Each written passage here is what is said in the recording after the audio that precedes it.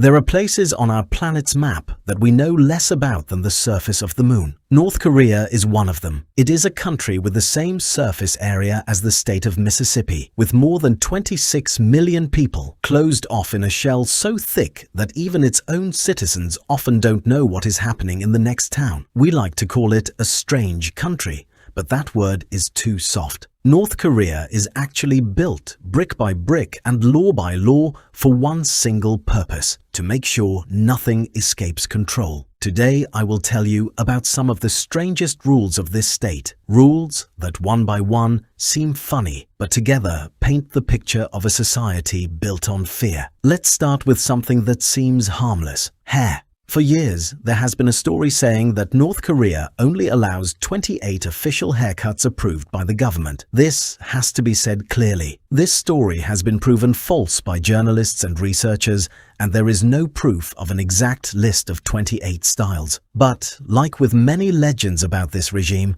there is a small piece of truth hidden under the exaggeration. In 2021, international media reported, based on documents from the state newspaper Rodong Sinmun, that the authorities banned a whole group of styles seen as symbols of the capitalist way of life. Hair dyed in bright colors, mullet haircuts, and spiky or very long hair on men. Along with hairstyles, tight or ripped jeans, t-shirts with writing on them, and certain piercings were also banned. The state newspaper warned that a country could collapse if citizens don't pay attention to their own lifestyle. Just think about that for a moment. A society ready to fall apart because of a pair of tight jeans. This is a comparison the regime itself used, and it says more about their fear of foreign influence than any official speech could. To enforce these rules, the state even used a youth organization, the Socialist Patriotic Youth League, which acted like a fashion police, pushing young people not to look foreign.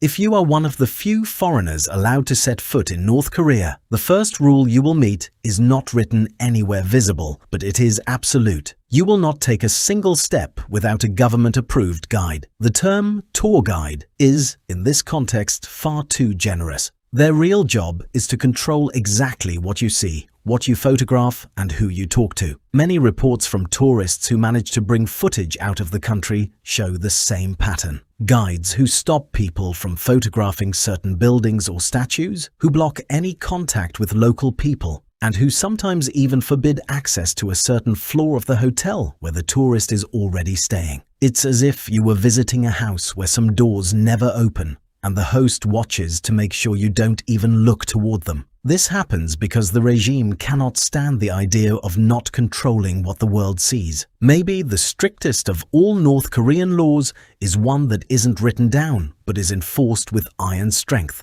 The ban on any kind of insult toward the state, its leadership, or, above all, the Kim family. The law is deliberately vague so that almost any gesture, word, or facial expression could be seen as a crime. The most well-known case showing the results of this law is that of Otto Warmbier, a 21-year-old American student from the University of Virginia. In December 2015, Otto entered North Korea as part of a tourist group. On January 2nd, 2016, on the last day of his trip, he was arrested at the Pyongyang airport, accused of trying to steal a propaganda poster from an area of the hotel that was off-limits to foreigners. His trial, held in March 2016, lasted about 1 hour, and Otto was sentenced to 15 years of hard labor for subversion. Shortly after the sentence, he suffered a serious neurological illness and fell into a coma, a state he stayed in for more than a year. North Korean authorities did not publicly admit his condition until June 2017, claiming it was caused by botulism, a severe kind of food poisoning, combined with a sleeping pill. Soon after his release and return home, American doctors found serious brain damage that did not match the official explanation, and the true cause of his coma remains unclear to this day. Otto died just days after arriving home in Cincinnati. His story is a painful reminder that in North Korea, the distance between a careless joke and a tragedy can be extremely small. In an ordinary North Korean home, the most important object is not the television, the stove, or the bed. It is the portrait of the leaders. By law, Every household, school, office, and public building must display portraits of Kim Il-sung and Kim Jong-il, and these portraits must be kept in perfect condition. No dust, hanging straight, in a place of honor. Neglecting them can lead to investigations and punishment. And here is something truly hard for us to imagine. Several times during natural disasters, state media has said that the top priority for citizens must be saving the portraits, even before their own safety. In 2024, during severe flooding, several survivors who had lost their homes were investigated because they failed to save the portraits before running away. There is even a documented case, reported by organizations that specialize in North Korea news, of a mother in North Hamgyong province who was investigated in 2020 because during a fire she saved her children instead of the portraits. Try to imagine that split second.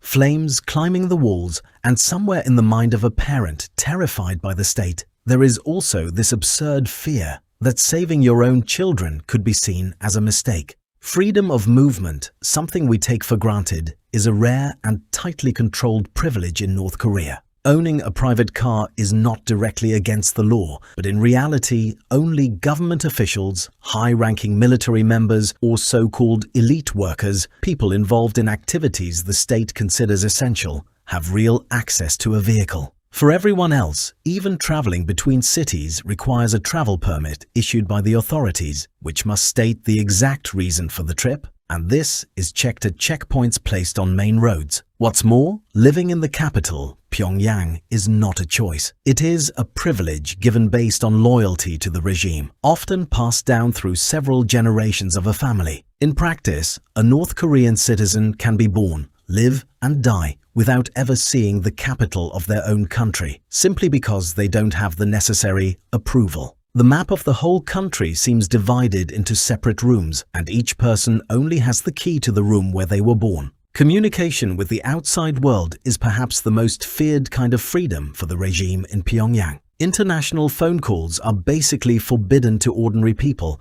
and reserved almost only for officials and diplomats whose phone lines are, in turn, constantly monitored. Foreign media is treated just as harshly. Movies, music, or shows not approved by the state. Since December 2020, a law known as the Law Against Reactionary Ideology and Culture has expanded this ban even further, punishing even access to South Korean content, with penalties that can theoretically go as far as the death penalty for distributing such material. In this same category of outside threats is the Bible. Owning even a single Bible can lead to immediate arrest, and organizations that monitor religious freedom estimate that tens of thousands of Christians are currently held in labor camps because of their faith. According to an official 2020 census, 73% of North Koreans say they have no religion. But this number should be viewed with doubt, since many researchers believe it reflects fear of answering the state honestly more than people's true spiritual beliefs. And now we come to perhaps the most disturbing of all North Korean rules: punishment across 3 generations. Its roots go back to a statement made in 1972 by the founder of the state,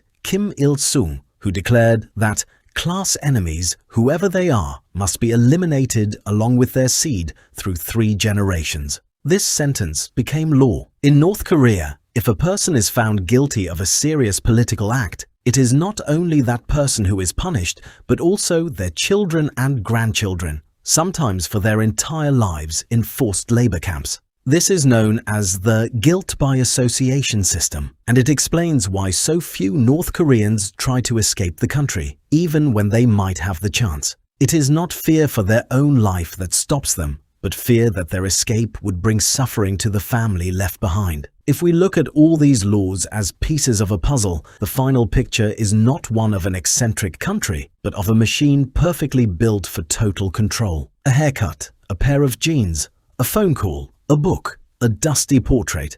Each of these small, seemingly unimportant details becomes in North Korea a possible danger that can get you punished. From thousands of kilometers away, it's easy to look at these stories with a kind of amused curiosity, almost like legends. But behind them are real people, real families, lives lived under a pressure that most of us, used to choosing freely, can hardly fully understand. And maybe this is the most important lesson North Korea teaches us, just how precious the freedom we usually think of as ordinary really is.